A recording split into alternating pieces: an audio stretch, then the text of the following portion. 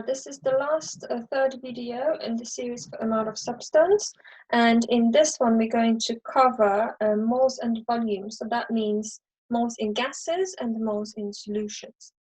So we're going to start with the ideal gas equation. There are some sort of ideas about how the moles and volumes of gases connect in GCSE, but you're not learning why this is the case.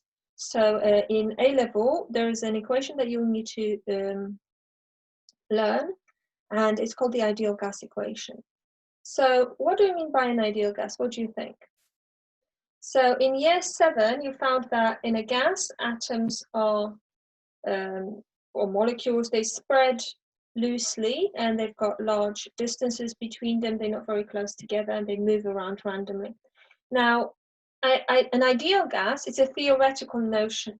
So we're assuming that in an ideal gas, there are no forces between particles, the size of the particles is negligible, and so on. So that's a simplification. However, it works well enough because in gases, the distances are large between the atoms or molecules. So most of the time, they behave closely to an ideal gas. So in real gases, there are some weak forces between the particles. So it's a good approximation for calculations, but it's not fully exact. So what are the properties of gases, and what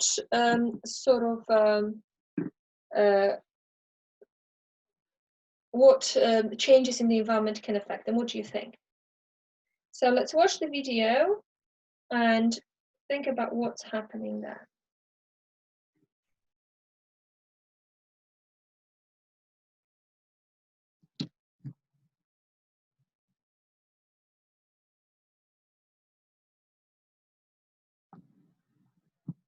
Sorry, it's a little bit slow.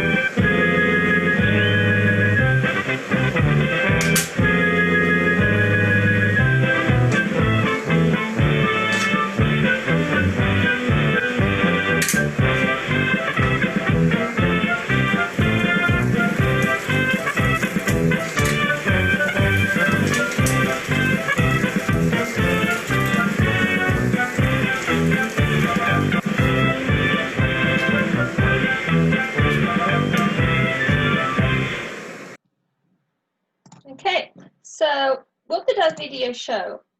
What affects the properties of gases? Okay, so you could see in the video, you could see in the video that you started off with a gas, so with air inside the balloon, and the particles of air would move around freely, right, and they would inflate the balloon. But when you cooled down the balloon, what happened? Right, the particles would, when they cool down, what happens to the particles? They lose energy, so they move around less. They may have even turned into a liquid, yeah, but maybe they just moved around less. When they move around less, they exert less pressure. So, they exert more pressure in here. They exert less pressure in here, right? So cool down is the temperature goes down, right? And then what happens? Your balloon has shrunk. So you also get less volume, right? And when he took out the balloons from the beaker, the temperature of the surroundings is warmer than the liquid nitrogen inside the beaker. So you heat it up, that means the temperature goes up, and you get more pressure again and more volume. So we can see there's some sort of connection between the temperature, the pressure, and the volume, right? There's some sort of connection between the temperature, the pressure, and the volume of the gas, right? So let me T with the arrow, not looking very good. Okay, so this is the ideal gas equation. Let me just change the color of the ink. I don't like the red. So the ideal gas equation, you need to memorize it. So PV equals nRT.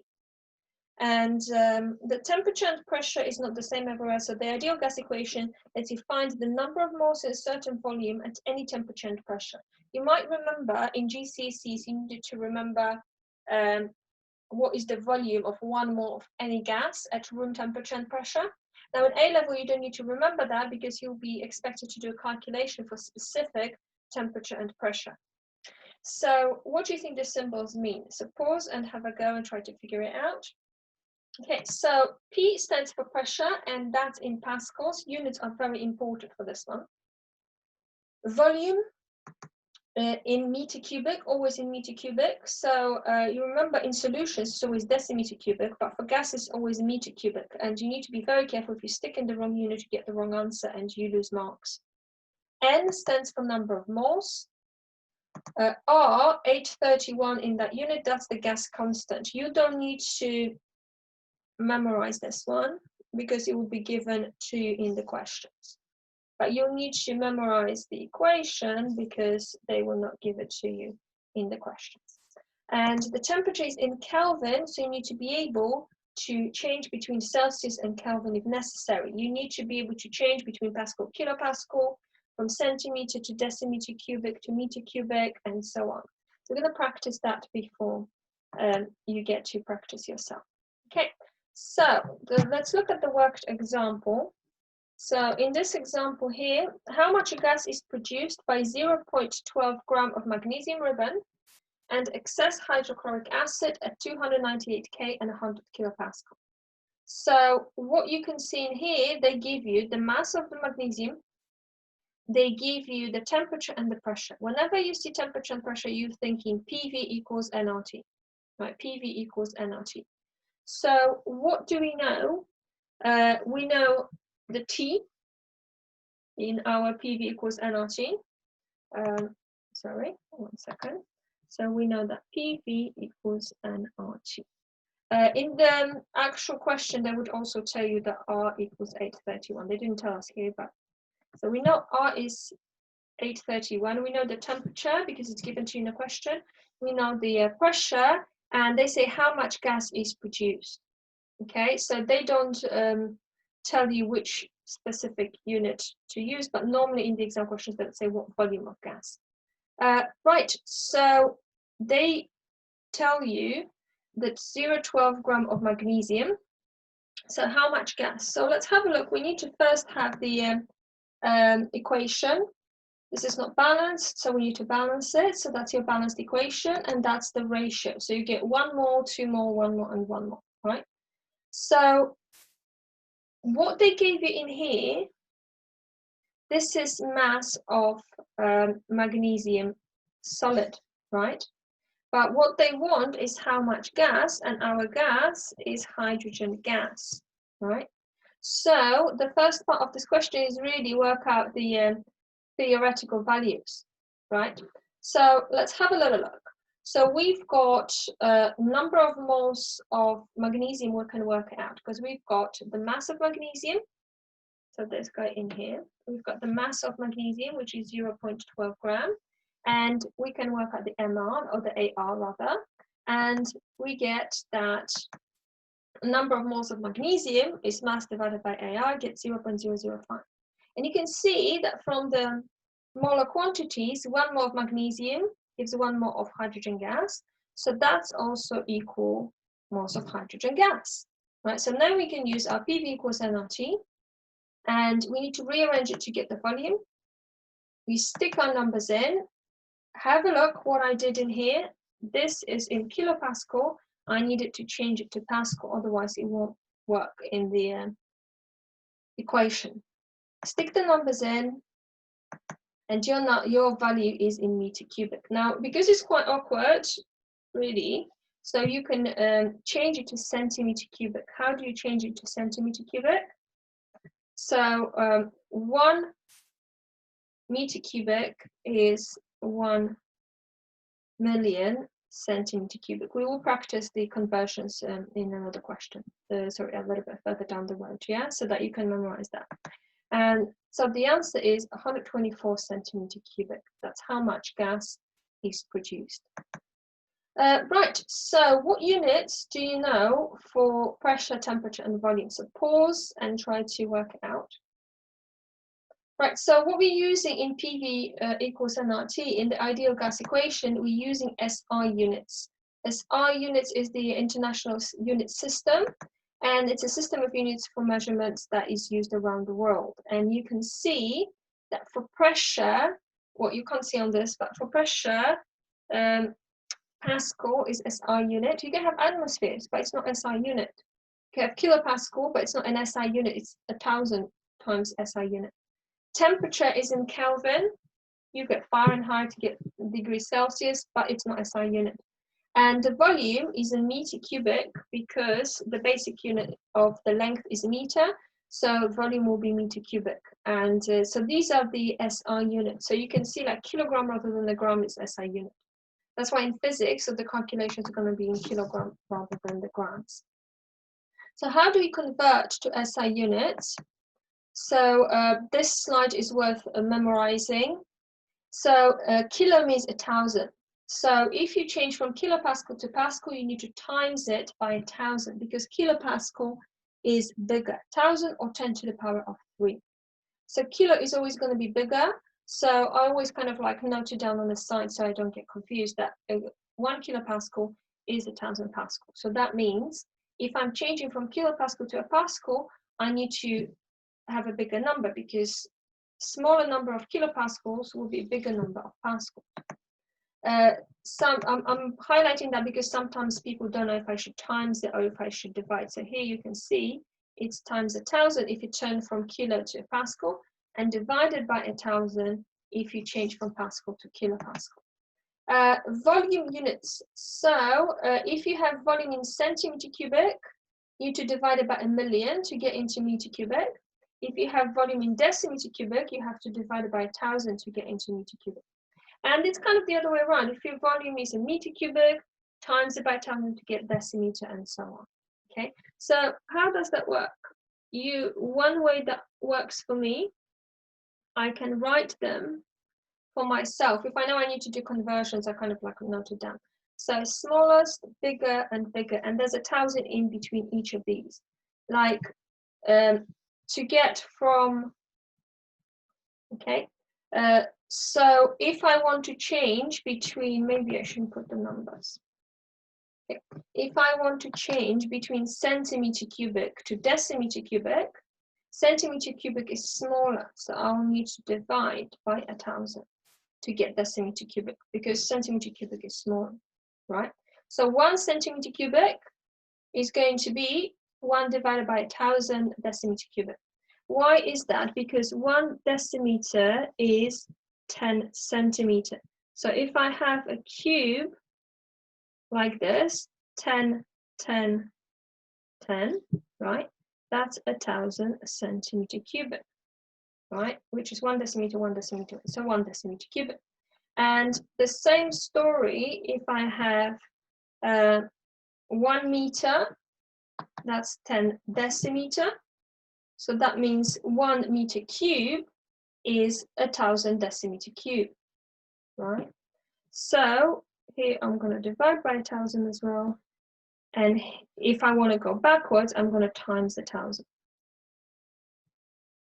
So if I have 1 meter cubic times 1,000, that's 1,000 decimeter cubic. If I have 1 decimeter cubic times 1,000 is 1,000 centimeter cubic. You need to be able to do these conversions confidently for both gas volumes, which is normally meter cubes, and for volumes of solutions, which is normally decimeter cube. When you convert into Kelvin, you add, so you don't times, you add 273 to whatever you have in Celsius, right? So you don't do it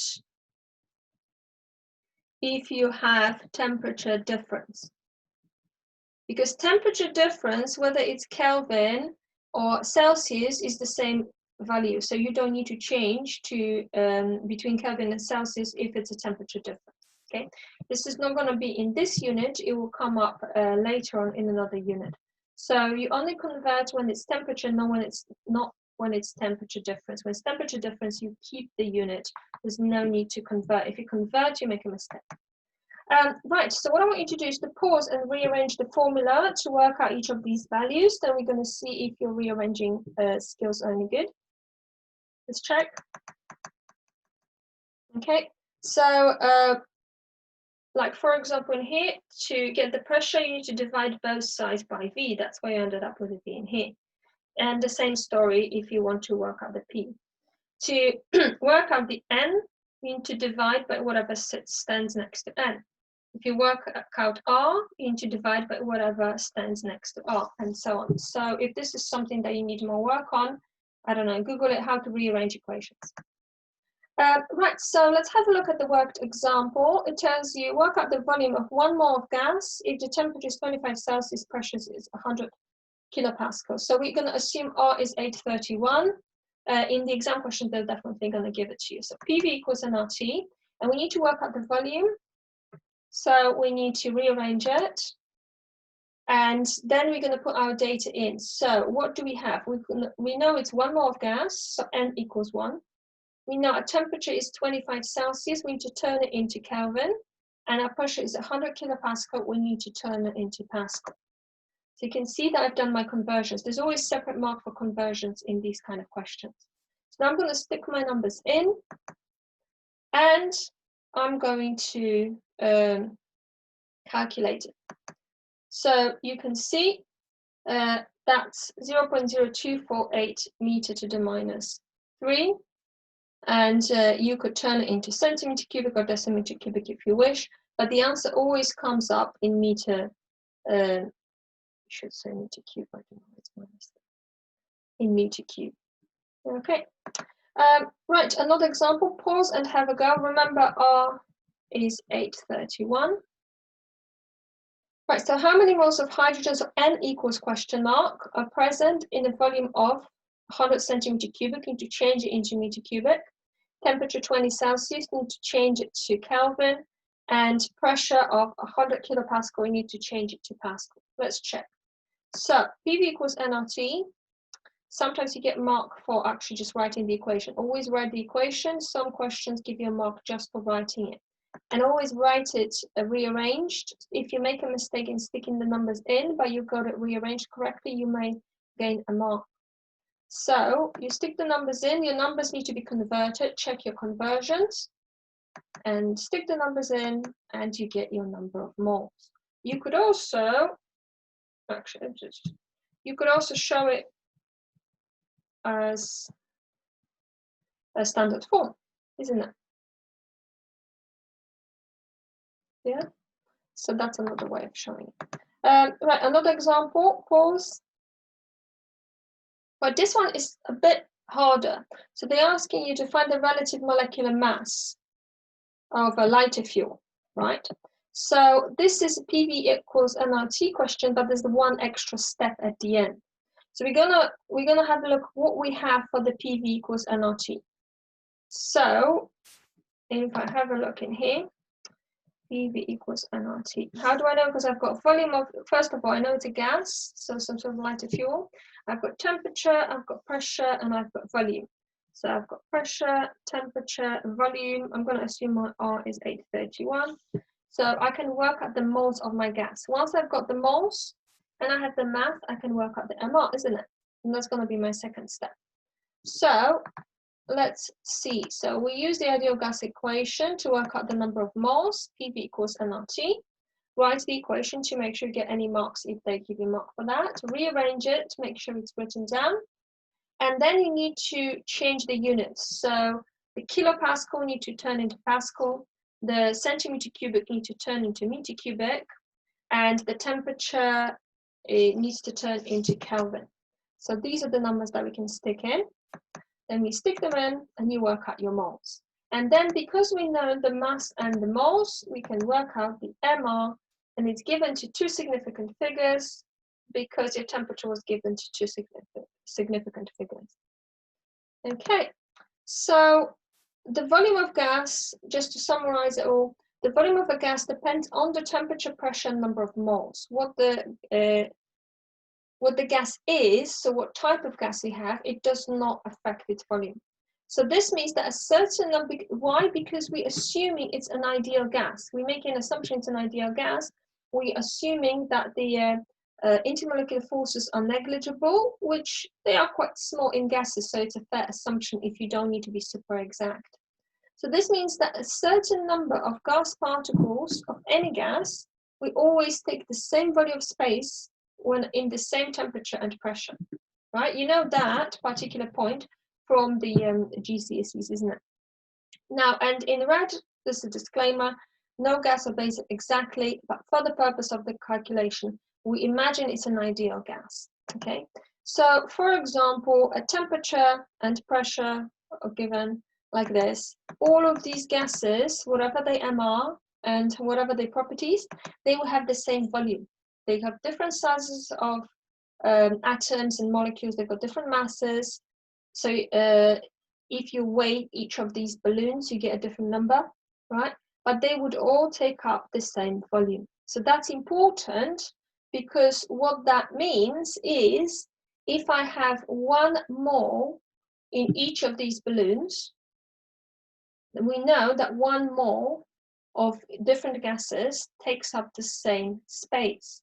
So that means that the ratios in equations that are molar ratios, if we have the same temperature and pressure and it's all gases, we can assume they also gas ratios, okay? So let's have a look at these two examples. So 1, what volume of oxygen reacts with 100 centimeter cubic of but1e? Right? Because at the same temperature and pressure, gases would take up the same amount of space. So if I have 1 mole of gas in each of these balloons, they will take up the same volume. So the ratios of molar ratios for gases are the same as volume ratios, right? So what comes from that is that molar ratios equals volume ratios. This is true only for gases when temperature and pressure doesn't change, right? So we can see if I have 100 centimeter cubic of this, the ratio would be 1 to 6 to work out the oxygen. They need to think about these two. So the ratio would be 1 to 6. So how much oxygen you're going to make? 600 centimeter cube. Sorry, need, not make. 600 centimeter cube because the ratio is 1 to 6. Right, next question. So 1 decimeter cubic of but1e is reacted with 10 decimeter cubic of oxygen. What volume of oxygen remains at the end? So you can see that oxygen is in excess, right? But by how much? Well, the ratio is 1 to 6, right? So if I've got 1 decimeter of but1e, it's going to react with 6 decimeter cubic of oxygen. That means 4 decimeter cubic of oxygen is left over. So you can use the volumes in the same way as you would have used the moles, because the ratios, this only works if they're gases. So further practice for this is task 14 and 15 in the booklet, and also there is a challenge 2 and should I get a health checkup, which are practice questions for the mixed problems up until now in the booklet. Now we're moving on to solution calculations. So we're going to see how moles and volume work together when we talk about solutions. So what is a solution?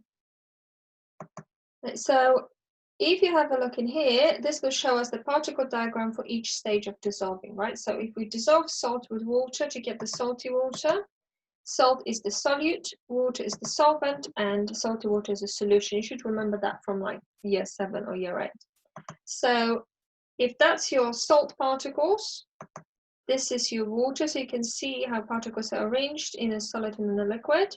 And when you mix them together, right, you get a solution. You get a solution.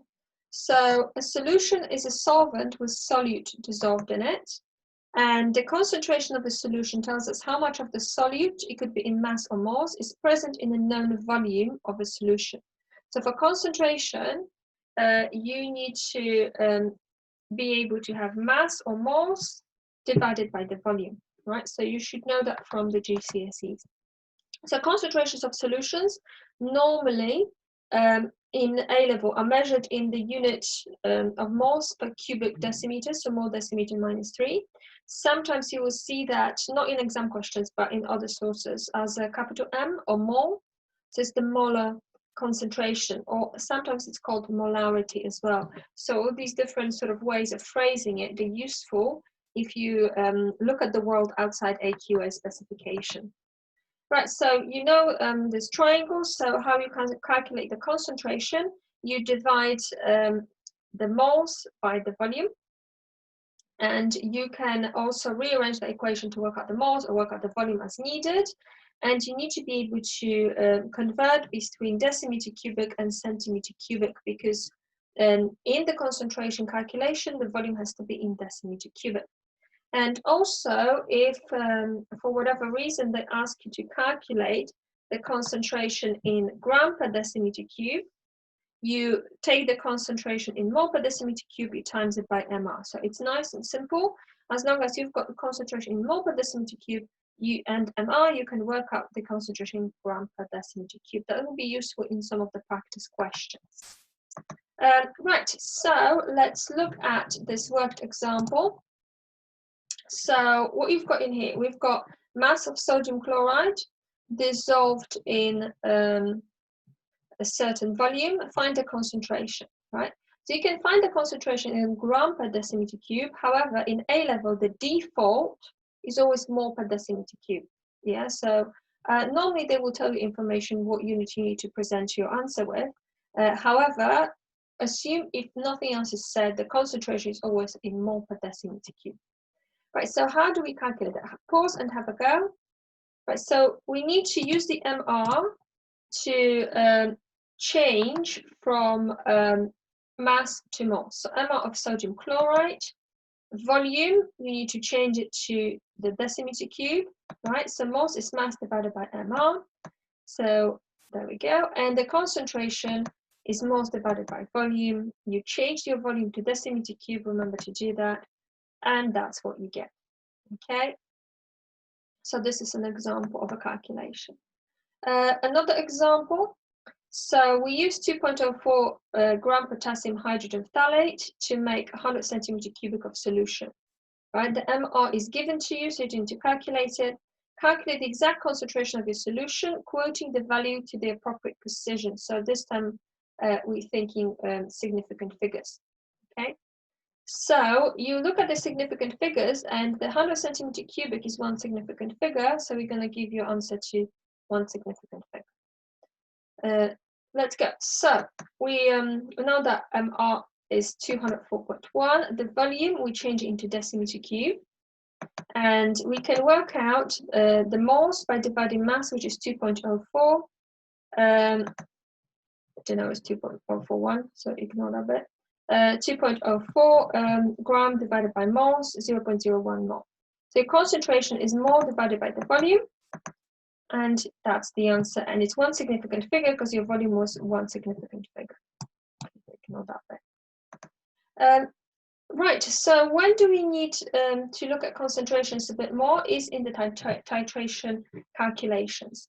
Now, just to remind you the procedure, so this was also in your GCSEs, and it's an A-level required practical as well, where you learn a bit more about the practical technique and all the details.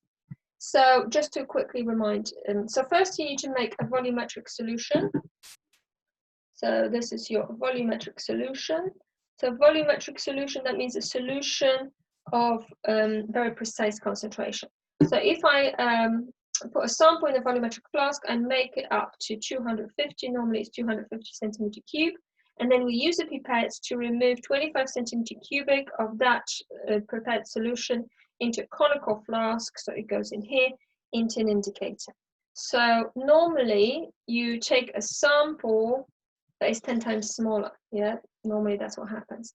And often that step is included in practice questions. So that's why I'm highlighting that. And then you titrate your sample in here against a solution of known concentration. So that solution of known concentration is in the burette in here. And then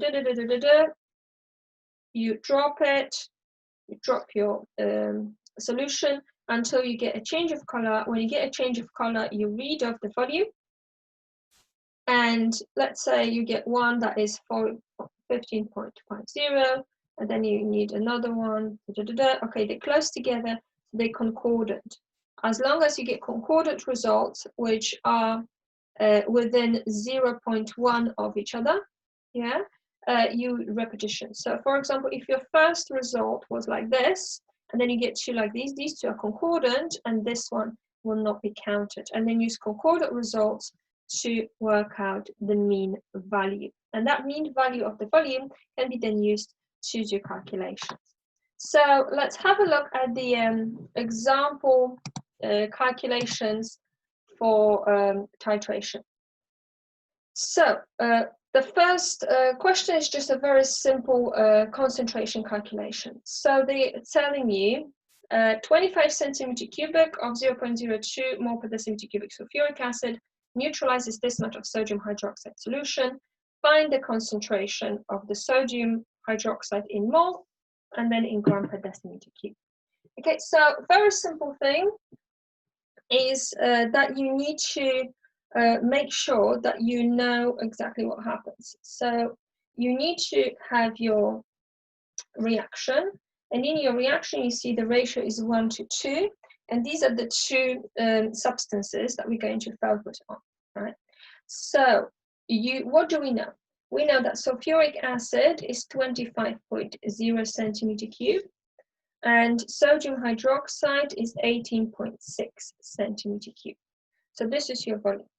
Now you know the concentration for this one is 0.020 mole per decimeter cube, and this one is question mark. That's what you need to work out.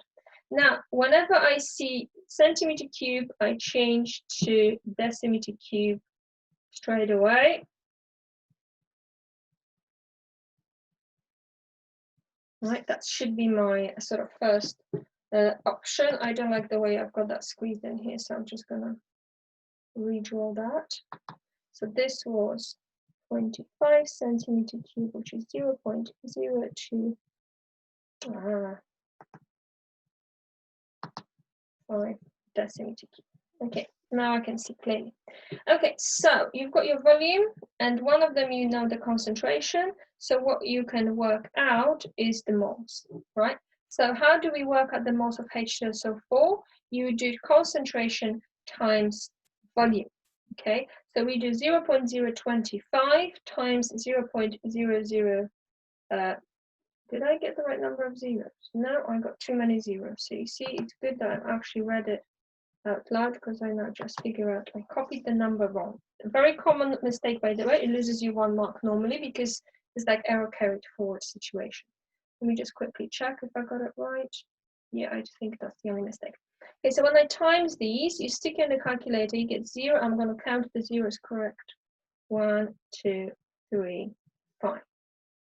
Okay. Right, so this is the number of moles that you get, and the ratio is 1 to 2. So ratio is 1 to 2, so I need to double this to get moles of NaOH, so 0.20 and 1. Okay, now here I've got volume and I've got moles, right? So what can I get? I have a concentration. So concentration is 0.001 divided by 0.0186. You stick it into calculator. How many significant figures do we need? I think 2 because of this. So let's do 2 significant figures, 0.054 more decimeter minus 3, and that's 2 significant figures because that one was 2 significant figures over here. Right, so what about if you had to do it in gram per decimeter cubic? What you need to do is 0.054 times mR. What's the amount of sodium hydroxide, NaOH? Sodium is 23, 16, and 1. You calculate it, you get 40.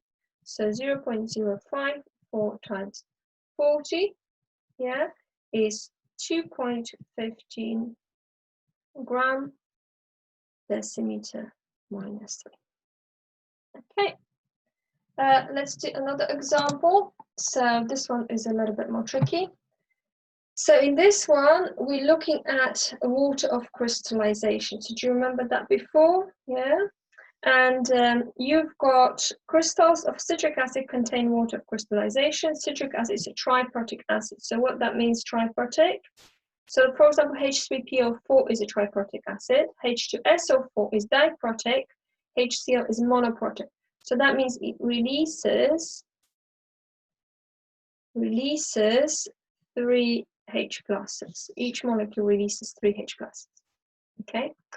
So 152 gram of the citric acid was made up to 250 centimeter cubic solution. So what I like doing, I like to sort of visually draw things for myself. So what I've got in here, I've got my citric acid.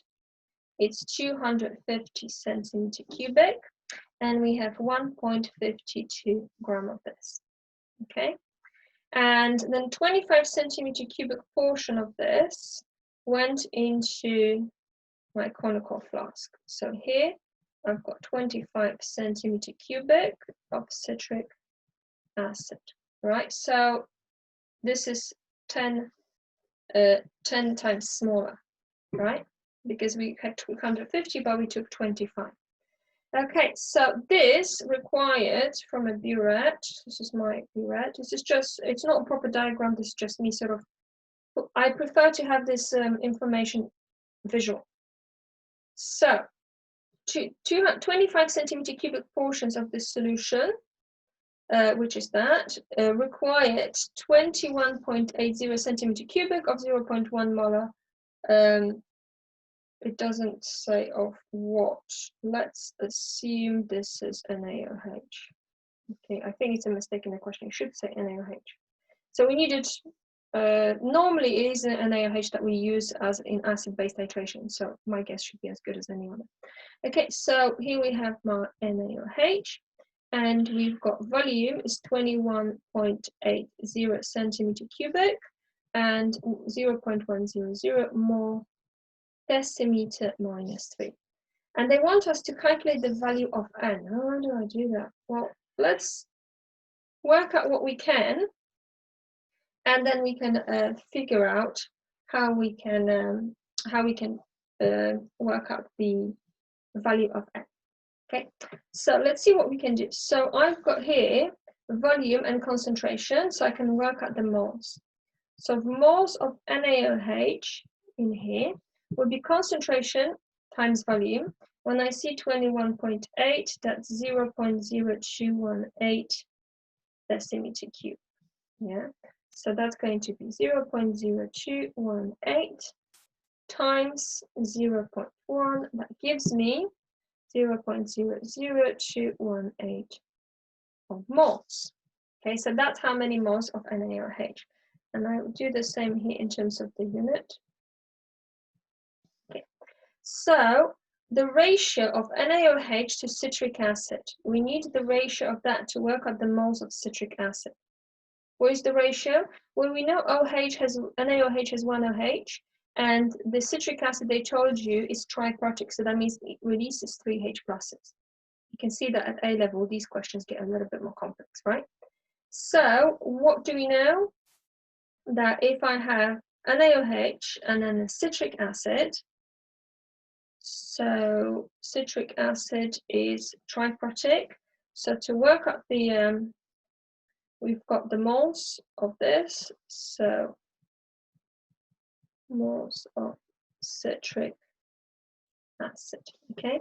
We need to times by 3 because it's triprotic acid. it's triprotic. So 0.00218, you times it by 3. Sorry, divided by 3, my bad. You divide it by 3 because NaOH, the ratio, let me just double check. NaOH to citric acid, the ratio is 1 to 3. No, 3 to 1.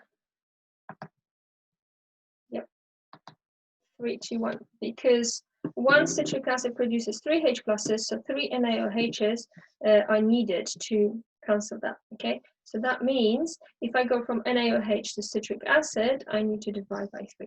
So see, you always need to sort of like go through stuff just to, in case to not make a mistake. So the moles of citric acid, you need to divide 0.00218 divided by 3. So that will give us 0.12327 moles. So this is how many moles of citric acid are in here. Okay, so that's in 25 centimeter cubic, right? That's in 25 centimeter cubic. But originally we had 250. So what do you need to do to make it in 250? So you need to times it by 10, because here we divided by 10 and we went from 250 to 25, but in 250 we need to times it by 10. So we get 0.00727 moles of the citric acid in 250 centimeter cubic. So that's my initial volumetric flask in here. See, that's why I like to have everything laid out visually like that. Okay, so we worked out what we could. So see, I didn't know initially how to actually calculate the value of N. However, I followed what I could calculate, which is more standard sort of titration calculation. And at least now I already got a few marks, right? Normally it's 1 mark for calculating the moles of NaOH, 2nd mark for the ratio, 3rd mark for times 10. So I already have 3 marks, maybe even 4th mark for changing the centimeter cubic to decimeter cubic. It's not always a separate mark, right? So what do I do now? Now I need to have a look at the last bit. So I know that my citric acid is C6H8O7.NH2O. So I need to know the N, right? And I know that the whole thing was 1.52 gram, right? But it's only the C6H8O7 that actually reacts with the NaOH. So these moles in here, that's C6H8O7, okay?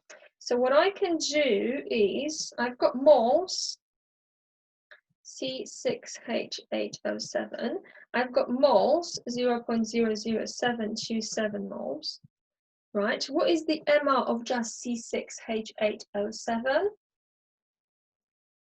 Okay, so if I just calculate it quickly, 6 times 16 plus 8 plus 7 times, 6 times 12 should have been 192. This is the MR. So this was 12, this was 1, this was 16. Okay, so if I have moles and MR, you times it 0.00727. So that's 1.3958 grams. Okay, so if I had the whole citric acid is 1.52 gram, and this section in here is let's round it off a bit, 396 gram, right? So how much is the water in here?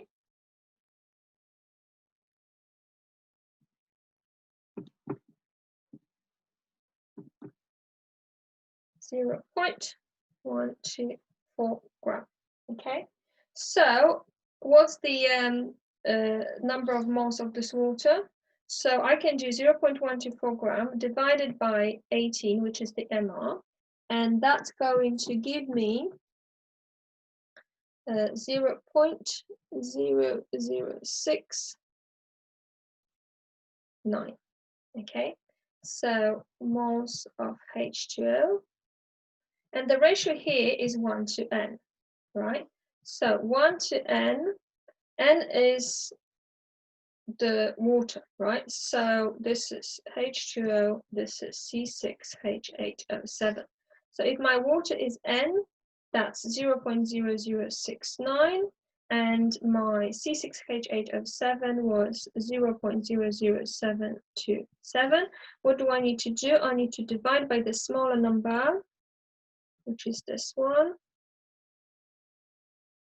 And you could see that 7 and 6, 9, it's roughly 1 to 1. The ratio is 1 to 1, so N equals 1. There's more than one way of doing it. We had the similar kind of calculation before to work out the water of crystallization. You could use a different method, but this is my preferred method. So the further practice is task 16, solution calculations, and I will make answers available. Another question which is more complex than the usual titration questions. Even you see that the usuul titration question from GCSEs is easier than this. Here you get extra stages. This is as complex as it gets. It's not going to get more complicated than this for a titration question at A level. But normally that dilution is involved divided by 10. Whereas in GCSEs, it's only this section in here that you would have to calculate. But in A level, it is a whole extra bit added. So, and another one is a back titration. Now, back titration is often used to analyze insoluble bases because we can't, if I can't make up that solution with an insoluble base because it doesn't dissolve in water, instead, I'm going to react it with an acid. This similar situation could be for some salts when we might add a base. So instead of dissolving in water, if something doesn't dissolve in water, we may dissolve it in acid or a base, and we add excess. So what then happens, you titrate the excess and you work your way backwards. So you place your sample in a volumetric flask, you add excess acid or base, depending what reaction you need, and you remove 25 centimeter cubic of this with a pipette into the conical flask where you put the indicator. So the process is the same. And you titrate the excess of whatever you added there to react against the solution of the known concentration. Yeah, repeat to get concordant results. And you use that information about the excess to work your way backwards. So there are two reactions happening here. This is reaction number 1, where you react your insoluble substance with acid or base. And you have your reaction number 2, in your between your burette substance in the burette and the substance in the conical flask. So there are always 2 reactions whenever you have a back titration. So let's have a look at an example in here. So imagine we're trying to find out how many moles of calcium carbonate, which is insoluble, we have. Right, so it's insoluble. I can't just dissolve it in water. So instead of water, I'm going to my volumetric flask. This is a rubbish volumetric flask. I'm going to draw a better one. So my volumetric flask. So I've got 250 centimeter cubic. It normally is 250.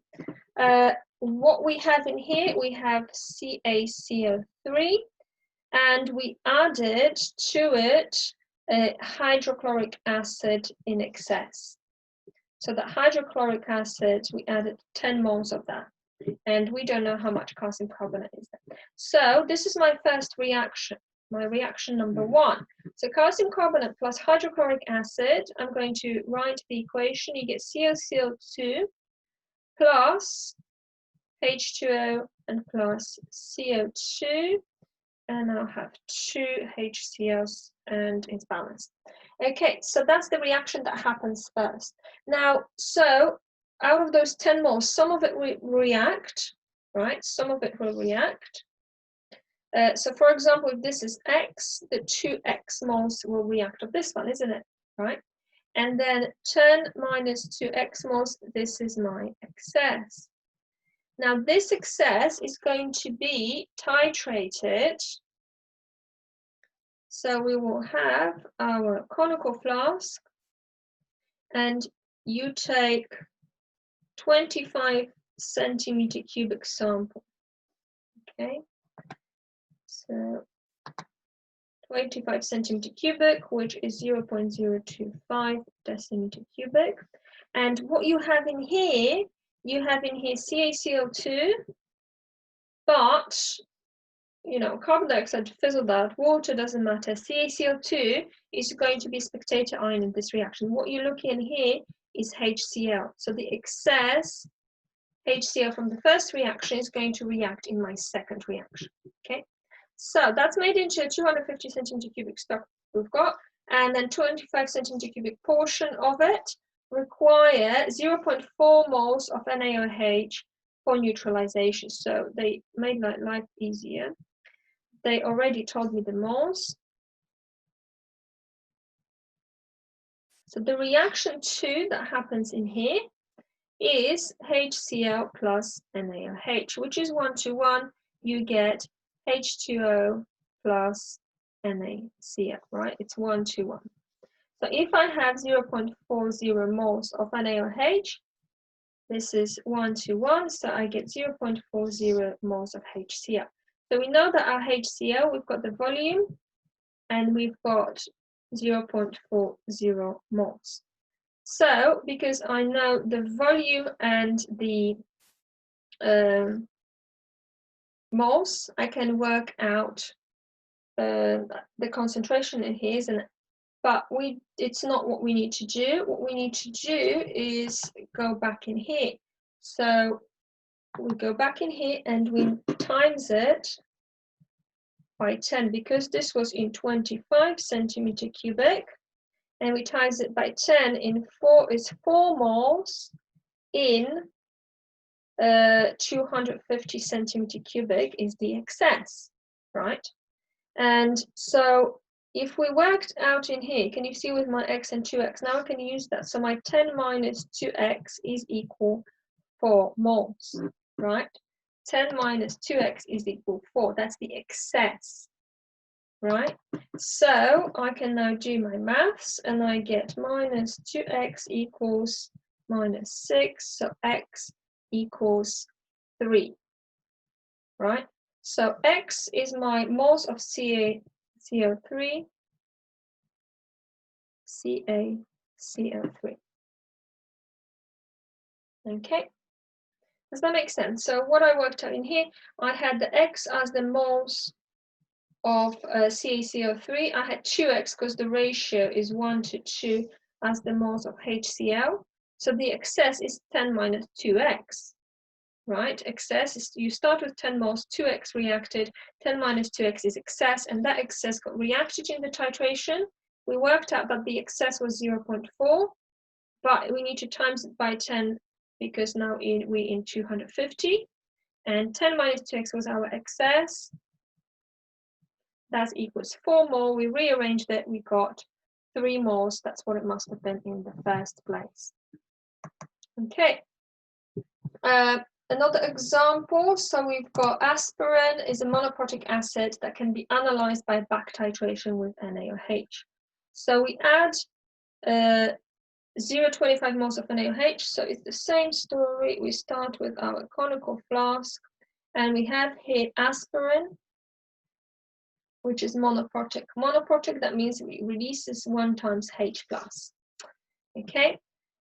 So we add 0.25 moles of NaOH, which is an excess, to Y moles of aspirin. So we know aspirin plus NaOH. We know the ratio is going to be 1:1. We don't need to know the full reaction in this case because they told you it's monoprotic. So it's 1H plus 1OH minus. So the ratio is going to be 1:1. So if I have 0.25 more of my NaOH and I have Y moles of aspirin, but actually what it is, let me say it differently. So the Y moles of aspirin is how much reacts, And because the ratio is 1 to 1, we also reacted 1 mole of NaOH. So what's the excess? Excess of the NaOH is 0.25 minus 1. This is our excess. Okay. Now, this is in a 250 centimeter cubic solution. And we titrate 25 centimeter cubic portions. So again, we divide it by 10. We stick it in our conical flask, which is 25 centimeter cubic, which is 0.025 decimeter cubic. And that requires 0.01 moles of HCl. So here we've got HCl 0.01 mole. And this was NaOH. Right, so because HCl and NaOH react in ratio 1 to 1, that means NaOH we also have 0.01 mole. That's in 25 centimeter cubic. However, in 250 centimeter cubic, you need to, let me show it maybe slightly differently. In 250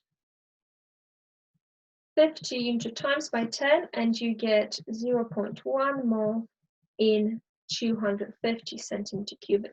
So this is my excess NaOH in this case, right? So this is my excess.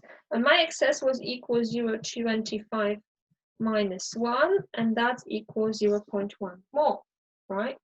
So what that gives me is minus y equals minus 0.15. So y equals 0.15. And this is mole. Calculate the original moles of aspirin, which is y. So that's my answer. Hopefully you got that right. Okay, next question. This is the last one that I'm going to go through with you. If you want, you can pause and have a go. So malachite is an ore containing copper carbonate CuCO3.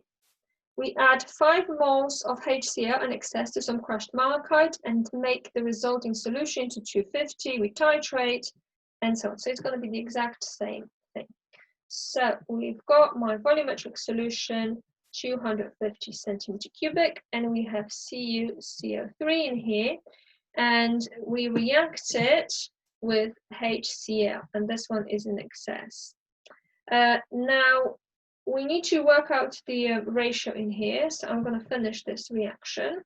So this is a carbonate with an acid, so I'm going to have water, carbon dioxide, and CuCO2 is the salt, right? So I need to now balance it. That's the whole point of it.